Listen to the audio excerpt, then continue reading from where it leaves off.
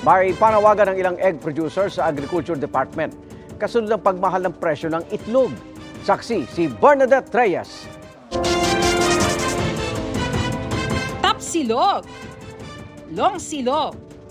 Ilan lang yan sa paboritong agahan ng mga Pinoy. Pero hindi pa tuluyang bumababa ang presyo ng bigas, pati itlog, nagmahal na rin. Sa Tapsilogan na ito, 8 pesos na raw ang puhunan sa itlog na 7 pesos lang noong nakaraang linggo.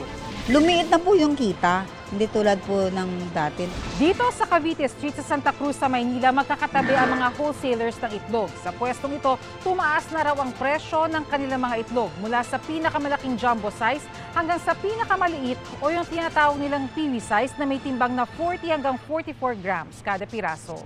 Bihira na yung bumibili ng marami. Dati-dati, bumibili 10 kahon. Ngayon, 5 kahon na lang. Magkano po ba itinaas ng medium?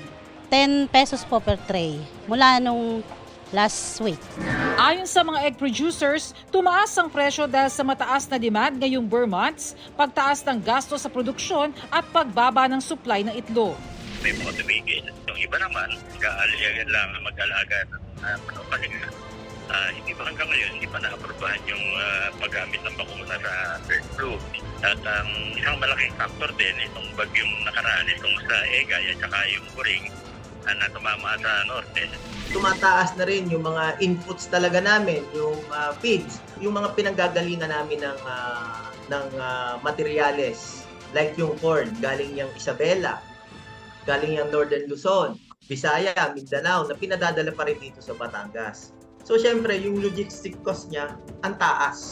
Kaya panawagan nila sa Department of Agriculture, tulungan ng mga corn farmers para maibaba ang presyo ng kanilang produkto. Sinisikap ng GMA Integrated News na makuha ang tugon ng Department of Agriculture pero wala pa silang tugon.